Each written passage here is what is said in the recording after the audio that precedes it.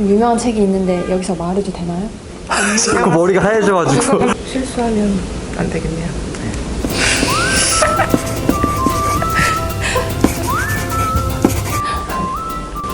안녕하세요. 저는 홍보마케팅실 디지털 전략팀에 근무하고 있는 차성경입니다. 안녕하세요. 공사감독 3초 조경 2팀 박준근입니다. 네, 안녕하세요. 저는 청계천관리청 시설팀에서 일하고 있는 안혜인이라고 합니다. 안녕하세요. 전 필기 같은 경우에는 개론 수준에서 나왔던 것 같고요. 토목직도 기사 정도 수준? 또 기본서 위주로 공부하고, 그리고 경제 같은 경우에는 조금씩 그냥 문제도 풀어보고. 개념이나 그런 원리 위주로 공부해야지 이렇게 헷갈리지 않게 풀 수 있거나 그만큼 조금 하나 실수하면 틀릴 수 있으니까 조금 더 자세하게 보는 게 중요할 것 같아요. 전공 스터디와 마찬가지로 면접도 면접 스터디를 했는데 토목직으로만 6명을 구성을 해서 저는 이제 같은 직렬 말고 그 다양하게 있는 직렬의 이제 스터디에 들어가서 저는 면접 스터디가 좀 안 맞는 스타일인 것 같아서 대학교에서 해주는 컨설팅 프로그램을 받으면서 제 태도가 어디가 문제가 있는지 조금 더 보완할 점을 보완해서 준비했던 것 같아요. 면접 이야기 한번 해볼게요.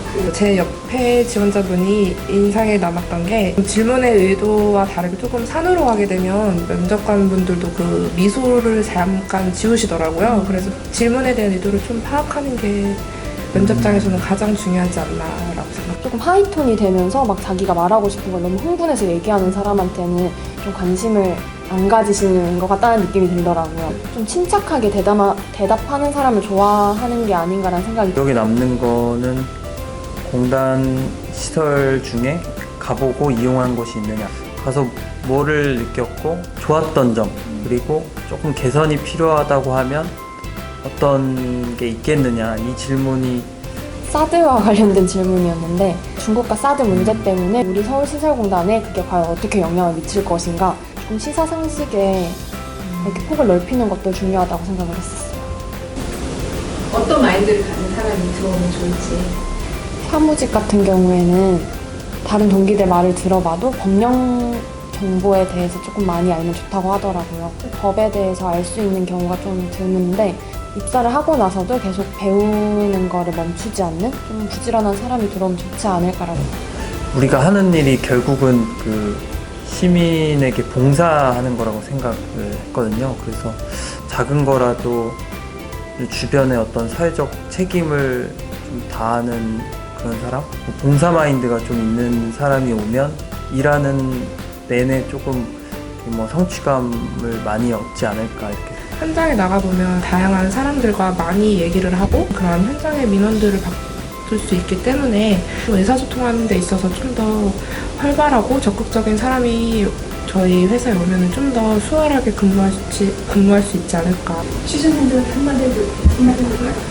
저도 1년 반이라면 좀 긴 시간을 취준하는 데 보냈었는데, 그동안 되게 스트레스도 많았었고 아마 지금까지 살아온 인생 중에서는 가장 힘든 순간이 아니었나라고 생각이 되는데, 그래도 그 또한 지나가면 또 이런 시간도 오더라고요. 조금 리프레시하면서 공부를 꾸준히 해나가면 좋은 결과를 얻으실 수 있을 것이라고 생각합니다. 네, 저도 짧지 않은 기간 동안 취업 준비를 하면서 굉장히 마음고생도 심했는데, 공기업을 준비하는 그런 취업 준비생의 입장으로서는 필기 전형을 뚫는 게 굉장히 사실 처음에는 어렵게 느껴질 수 있어요. 근데 그 다음은 사실 면접 전형이기 때문에 필기를 준비하면서 적어도 주 1회 정도 아니면 주 2주에 한 번 정도는 면접을 조금 연습해보는 그런 경험이 있으면은 좀 더 빨리 취업을 되지 않을까라는 생각이 들어요. 제 멘토가 해준 말인데요. 포기하지 않으면 다음은 당신 차례입니다. 뭐 이런 말이 있더라고요. 그게 처음에는 무슨 얘기인지 몰랐는데, 같이 취업 준비했던 분들도 포기하지 않고 계속 달려온 사람들은 다 그 자리에 가 있더라고요. 그래서 계속 이 목표를 이루기 위해서 나아갔으면 하는 그런 바람입니다. 파이팅! 공단에서 만나요.